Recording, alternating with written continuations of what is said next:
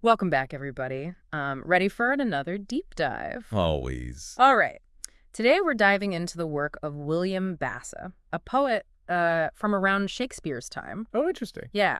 Maybe you've heard of him, maybe you haven't. But that's kind of a part of the mystery here. Okay. We're going to be looking at a theory, and this comes from a YouTube video by Bastian Conrad. And the question basically is, what if Basse was actually one of Christopher Marlowe's pseudonyms? Wow. And maybe even the true author of some of the works we attribute to Shakespeare. That's a bold theory. It is. And we're going to be looking at Basse's poems and texts, comparing them to Marlowe and Shakespeare. Yeah. And we'll see if the pieces fit together. You ready to play a little literary detective? Absolutely. Always up for a good literary mystery. Okay. But I have to say right off the bat, this theory is not widely accepted in mainstream Shakespearean scholarship. Right. But that's kind of what makes it fun to explore, right? Exactly. So let's see what the evidence tells us. Okay. So let's start with Basse's book from 1602, Sword and Buckler, or Serving Man's Defense. Okay. It's a collection of 75 poems, and right away we hit this interesting serving man motif. So what jumps out at you about that term? Well, the term serving man, it pops up again and again in Sword and Buckler. And it's also a familiar figure in a lot of Shakespeare's plays. Interesting. Now, that in itself might just be a coincidence, right? But if you look a little closer at some specific poems, the connection starts to feel a bit more intriguing, like poem number 2, for instance. Okay. It almost reads like a declaration of Basse's new status as this serving man. But then later on, in poem 66, there's this hint of like a hidden identity tied to this role. The poem describes a serving man living, no as himself, but as another list. Ooh. Potentially suggesting, a concealed identity. Yeah. And both of those poems connect that serving man role to some unlawful deed Right. that basically tarnished an ancient reputation. Right. Makes you wonder if this could be some kind of coded reference to Marlowe's, supposed exile and damaged reputation. After his reported death. Exactly. It does make you wonder if there's a little something going on there. Yeah. And when you look at the epistle at the beginning of Sword and Buckler, Okay. Basse expresses this really strong desire to kind of restore his reputation in the future. So if he was truly just, some unknown poet, why would he be so preoccupied with his reputation? Right. But if he was actually Marlowe in disguise, someone with like a real reputation to reclaim, then his hope for restoration starts to make a lot more sense. Right. It's like we're starting to see this pattern emerge. Yeah. Right. A hidden identity, this damaged reputation, themes that really do align with that theory of Marlowe maybe faking his death and then writing under a new name. Exactly. Okay, so let's shift gears a little bit, talk about Basse's romantic poetry, specifically his 3 pastoral elegies published in 1602, Okay. Ave Nanda, Anita, and Mura Della. These poems are just full of autobiographical elements, particularly about unrequited love for like a highborn woman. Why do you think these elegies might be important to our investigation? Well, these elegies, particularly the one addressed to Miradella, they might offer us a glimpse into Basse's personal life and maybe some clues about his true identity. Now, some scholars believe that Miradella could actually be Mary Sidney Herbert, Okay. the Countess of Pembroke. She was like a big deal in literary circles, known for being a patron of the arts. And it's thought that she may have been connected to both Marlowe and Shakespeare. Oh, wow. So if that interpretation is correct, it adds another layer to the connection between Basse and these 2 major playwrights. Right. And the timelines are kind of interesting too, right? Oh, yeah. If you kind of interpret the ages that are mentioned in the poems as referring to Marlowe's life, then the events that are described could potentially line up with his younger years, Right. and maybe even a reconnection with Mary Sidney Herbert after his supposed death. It's like we're putting together a puzzle, looking for those connections and patterns. Right? And in this case, the pieces seem to fit together in a way that's pretty intriguing. Yeah. So we've got this theme of hidden identity, a potential link to like a key figure in Elizabethan literary circles. And now we're getting into even more kind of explosive territory, I guess you could say, with Basse's Philosopher's Banquet. Oh. Now, this work is written in prose, not poetry, and it shows a writing style that's pretty similar to Marlowe's.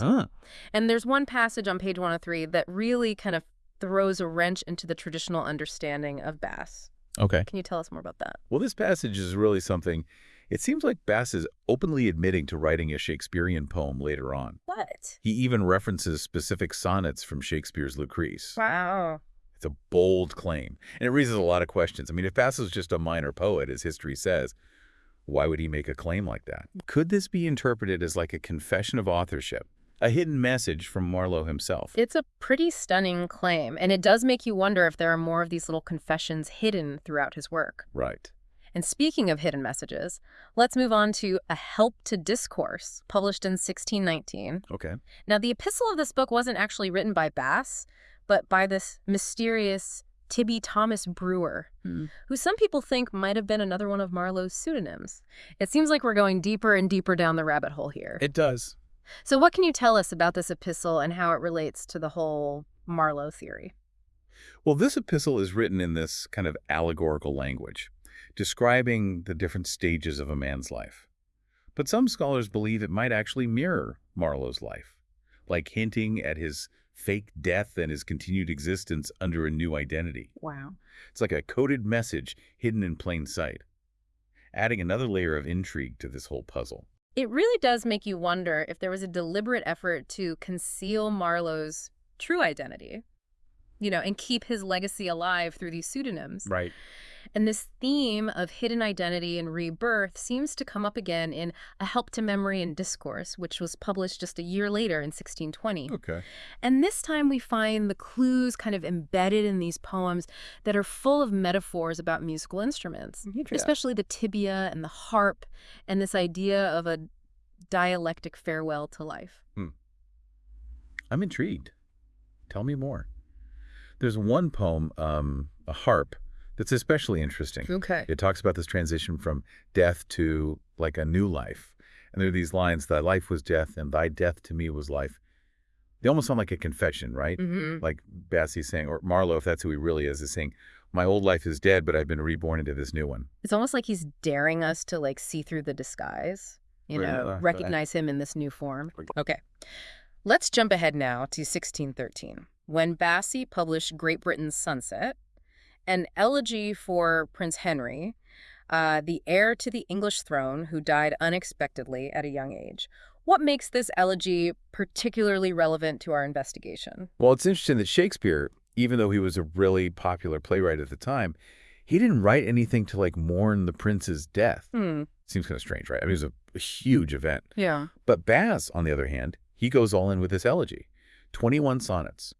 And what's even more interesting is that some of those sonnets draw these parallels between the prince's tragic fate and the suffering of, well, Basse or maybe Marlowe.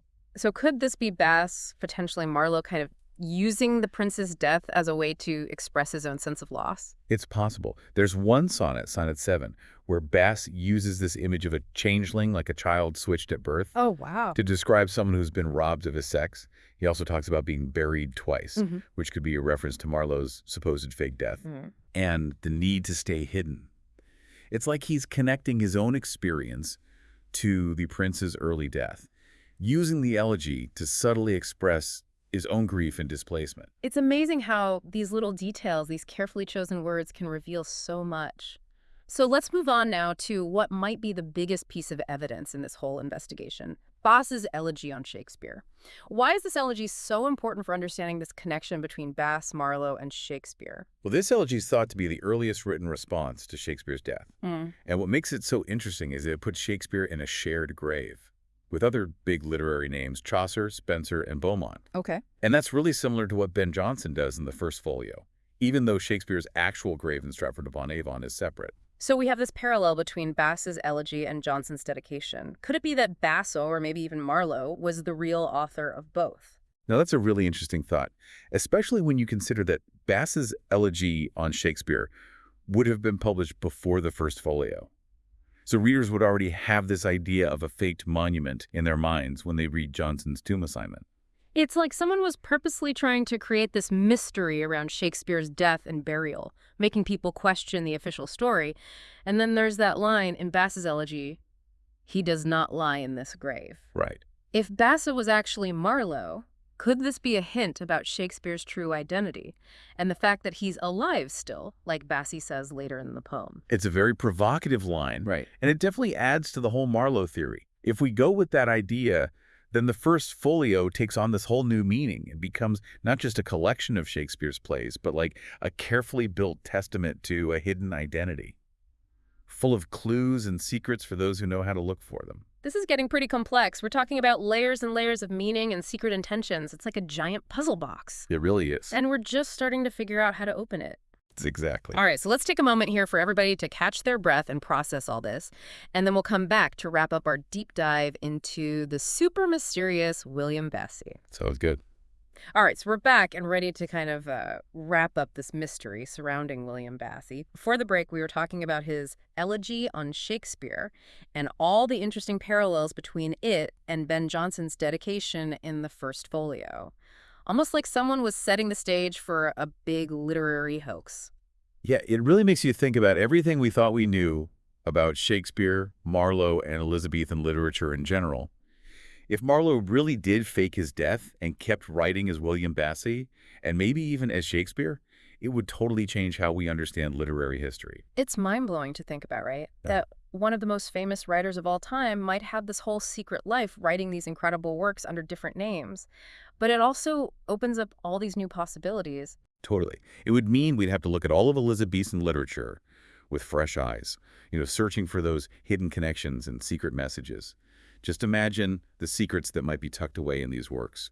It would be like a literary treasure hunt. So where do we go from here? How do we keep digging into this theory and figure out the truth about William Basse? Well, I think the first step is to look at these works with a new perspective. Question what we've always been told and look for those little hints and contradictions that people might have missed for centuries. We could also look deeper into the historical context, like what was going on in England at that time. Was it a time when someone like Marlowe might have felt like he had to fake his own death? And we can compare the writing styles of Marlowe, Shakespeare, and Basse, right? Looking for those little fingerprints, those unique ways of writing that might show us it was the same person behind all three. Right. We can use everything we have, from linguistic analysis to historical research, to put this puzzle together. And we can look at all the work that's already been done on Shakespeare. Maybe there are clues that were overlooked or misinterpreted. This has been quite a journey. We started with this pretty obscure poet, William Basse, and now we're talking about a huge literary conspiracy involving Christopher Marlowe and Shakespeare. A story with tons of twists and turns, hidden meanings, and questions that are still unanswered. And I think it shows us that history isn't always as simple as it seems.